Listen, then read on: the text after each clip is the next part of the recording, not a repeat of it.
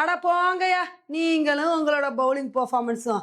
இப்படி சொல்ற மாரி தான், இன்னைக்கு இந்தியாவோட பவுலிங் பெர்ஃபார்மன்ஸு ரொம்ப மோசமா இருந்துச்சுங்க. இன்னைக்கு இந்தியாவுக்கும், இங்கிலாந்துக்கும் நடக்கிற ஓடிஐ மேட்ச்ல, நம்ம இந்தியா எப்படியாவது டாஸ வின் பண்ணி ஃபர்ஸ்ட் பேட்டிங் சூஸ் பண்ணிரணும். ஏன்னா லார்ட்ஸ்ல சேஸ் பண்றது ரொம்ப கஷ்டம் அப்படின்னு சொல்லிட்டு, நம்ம டாஸ் வின் பண்ணணும்னு நெனச்சுட்டு இருந்தோம். ஆனா இங்கிலாந்து டாஸ வின் பண்ணி ஃபர்ஸ்ட் பேட்டிங் சூஸ் பண்ணிட்டாங்க.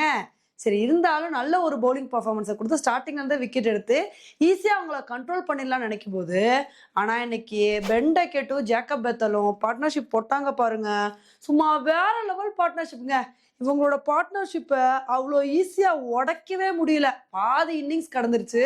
30 ஓவர் வரைக்கும் இவங்களோட பார்ட்னர்ஷிப் கன்டின்யூ ஆச்சு.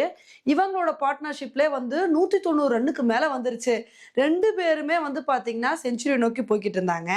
சரி எப்படியும் 2 பேரும் செஞ்சுரி அடிச்சிருவாங்க அப்படின்னு நினைக்கும்போது, அப்பதாங்க பிரசித் கிருஷ்ணா எப்படியோ ஜேக்கப் பெத்தலோட விக்கெட்ட எடுத்தாரு. பாவம் அதனால அவர்னால செஞ்சுரி அடிக்க முடியாம போயிருச்சு. ஆனா ஜேக்கப் பெத்தல் அவுட் ஆனா என்னப்பா, நான் இருக்கேன்ல, நான் செஞ்சுரி அடிச்சே தீருவேன்னு சொல்லி பென் டெக்கெட் ஒரு சூப்பரான இன்னிங்ஸ குடுத்து செஞ்சுரி அடிச்சு அசத்தி புட்டாருங்க. செஞ்சுரி அடிச்சதுக்கு அப்புறமும் அவரோட இன்னிங்ஸ் வேற லெவல்ல இருந்துச்சு. ஒரு சூப்பரான இன்னிங்ஸ குடுத்து அசத்துனாரு. அதுக்கப்புறம் ரொம்ப நேரம் கழிச்சு எப்படியோ பிரின்ஸ் யாதவ் பென் டெக்கெட்டோட விக்கெட்ட எடுத்தாரு. நானே பவுலிங் போட்டு நானே கேட்ச் பிடிப்பேன்னு சொல்லிட்டு எப்படியோ அவரோட விக்கெட்ட எடுத்துட்டாங்க. சரி அதுக்கப்புறமா ஸ்கோர் கொஞ்சம் கண்ட்ரோல் ஆகும்னு நினைக்கும்போது, ஜோ ரூட்டும், ஹாரி ப்ரூக்கும் நாங்க பார்ட்னர்ஷிப் போடுவோம்னு சொல்லிட்டு அவங்க 2 பேரும் பார்ட்னர்ஷிப் போட்டாங்க. இதுல பார்த்தீங்கன்னா ரூட்டு நான் ஹாஃப் செஞ்சுரி அடிச்சு அசத்துவேன்னு சொல்லி சூப்பரான ஒரு இன்னிங்ஸ் குடுத்து புட்டாருங்க. ஒரு கட்டத்துல பிரசித் கிருஷ்ணா ஹாரி ப்ரூக்கோட விக்கெட்ட எடுத்தாங்க. ஆனா ஏன்டா ஹாரி ப்ரூக்கோட விக்கெட்ட எடுத்தோம் அப்படின்னு சொல்லிட்டு யோசிக்கிற அளவுக்கு தான் ஜோஸ் பட்லரோட பெர்ஃபார்மன்ஸ் வேற லெவல் இருந்துச்சுங்க. மனுஷன் T20 மோட்ல 6, 4ன்னு சொல்லிட்டு பறக்க விட ஆரம்பிச்சிட்டாப்ல. இதனால இன்னைக்கு இங்கிலாந்து 50 ஓவர் முடிவுல 387 ரன் எடுத்திருக்காங்க. உண்மையிலே இது ஒரு சாதாரண டார்கெட் இல்லங்க.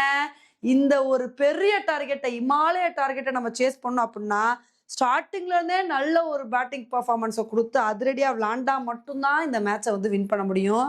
இந்த மேட்ச நம்ம வின் பண்றது ரோஹித் சர்மா கையில தாங்க வந்திருக்கு.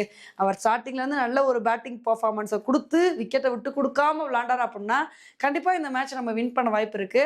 ரோஹித் சர்மா, சுப்மன் கில் நல்ல ஒரு பார்ட்னர்ஷிப்ப போட்டு ஒரு சூப்பரான பெர்ஃபார்மன்ஸ குடுக்குறாங்களா? இல்ல என்ன பண்றாங்க அப்படின்றத பொறுத்து பார்க்கலாம். ஓகே ஃப்ரெண்ட்ஸ், நம்ம இந்தியாவோட பவுலிங்க பத்தி நீங்க என்ன நினைக்கிறீங்க அப்படின்றத என்னோட கமெண்ட் செக்ஷன்ல போடுங்க. இதே மாரி இன்னொரு வீடியோல உங்கள மீட் பண்றேன். Bye friends.